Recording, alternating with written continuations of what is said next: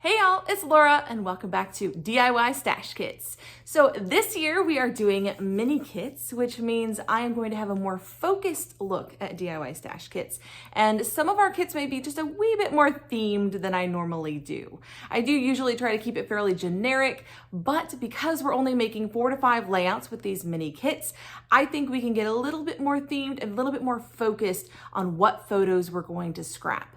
So I'm planning on using 2 collections for each mini kit and combining the 2 of them. So 2 coordinating collections from 2 different manufacturers and then adding a few little bits and pieces in addition.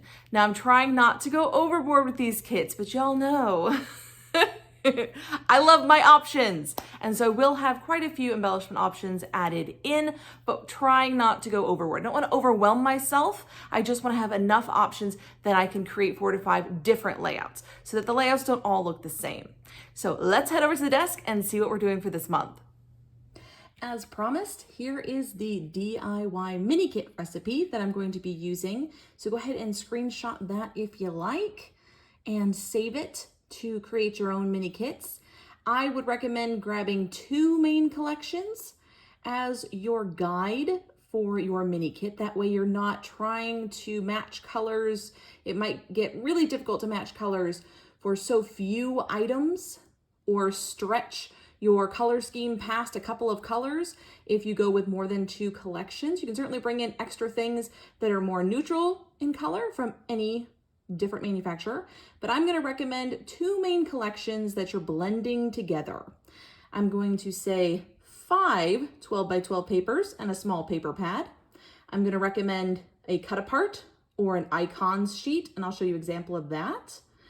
Multicolored paper, a neutral, a simple pattern, and a background. Now, I do a lot of my scrapping on white cardstock, so this is enough for me. I'll probably have at least 2 pattern paper background layouts. For the embellishments, I'm going to recommend an ephemera pack or 2, depending on how much you embellish. That's going to be completely up to you, because if you're a heavy embellisher, you may want 2. If it's a small pack of ephemera, you may want 2. So think about how you embellish your layouts. I'm going to recommend a flat sticker sheet, a large and a small alpha in different colors, textured items like wood veneer or cork or puffy stickers, whichever you prefer, or scattering pieces like enamel dots, tiny stickers, or sequins, a roll of washi, 1 or 2, I wouldn't do more than 2 personally in a mini kit, and you can optionally add a tool or mixed media. Now the goal with this mini kit is to make 4 to 5 layouts, and I think this is a good start. So here's what we're going to be doing for January. First up, I have this beautiful paper from Photoplay, Jurassic. It is called Extinct, and it is a nice multicolor. I do like to start my kits with a multicolor patterned paper so that I have lots to pick from when I'm pulling in my embellishments. Now, with the papers this time, I did step out of my 2 collection zone simply because I had 2 collections in mind, but really wanted to use this paper. So this one's going to be a little more eclectic. In the future, I will probably stick to just 2 collections. So we have this multigrain, and then we have our icons and cut aparts. So this is the first collection we're going to be referencing quite a lot, and that is Pink Fresh Studios' Simply the Best. This one is called Truly Epic. It has some great tags. It has lots of little bits and pieces you could potentially cut up and use for ephemera. Love that for me. This is called an icon sheet. A cut apart generally has more 3x4 cards. This, in my mind, is more of an icon sheet. So that's going to be a lot of ephemera for us. Next up, we need a neutral. I love wood grain. I think wood grain is a great neutral. Brown in any shade is a great neutral. This one works really beautifully with this color scheme. When we have some nice bright colors and some grays, a nice brown works really well with it. On top of that, we need our simple pattern. I've decided to go with a stripe. It is a reddish orange and white stripe that matches really well with this color here. And it's kind of in between these 2 colors, but it works when you put it next to it. It sort of blends in with both of them.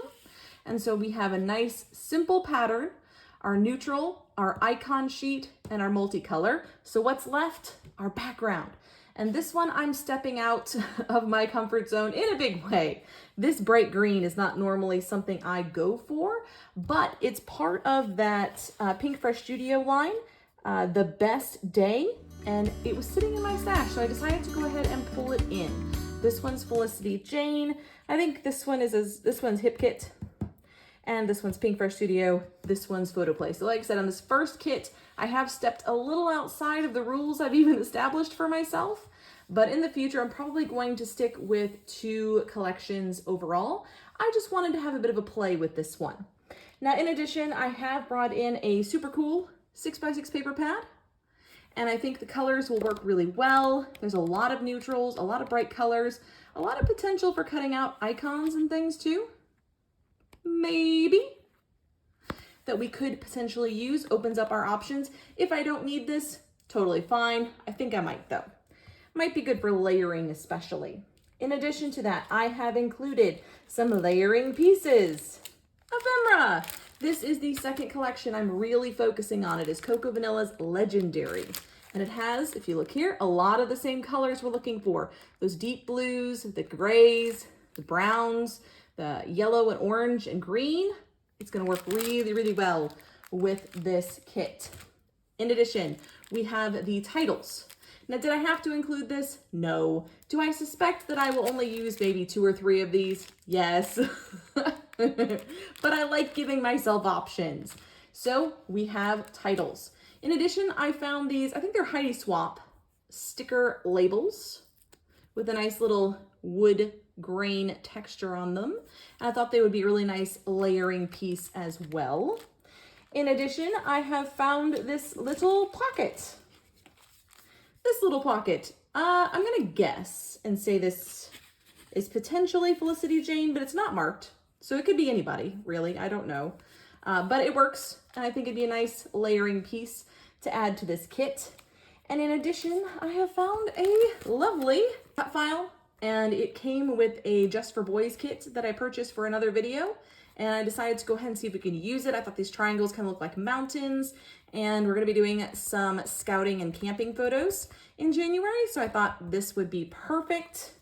Again, a great layering piece. Now, flat stickers. I decided to bring in the Legendary flat stickers because again, the colors are just dead on. Perfect match. And so I'm gonna go ahead and have some tiny words. I've got labels, I've got icons, I've got little tabs. Love Cocoa Vanilla. You can't go wrong with them, in my opinion. For my alphas, I have this beautiful green that matches my paper back here, and I really, really like it. It's from Pink Fresh Studio as well. So mini alpha stickers from Office Hours. And then these Millie and June navy alphas that I'm hoping to make a dent in from this kit. So the big and a small alpha. And then the last couple of things, I wanted texture. I just brought in some ColorCast Designs camping hexagons and some puffy stickers, again, from Simply the Best Pink Fresh Studio. So this is largely a Pink Fresh Studio and Cocoa Vanilla kit, kind of mixed together, kind of a boyish, camping, outdoorsy theme.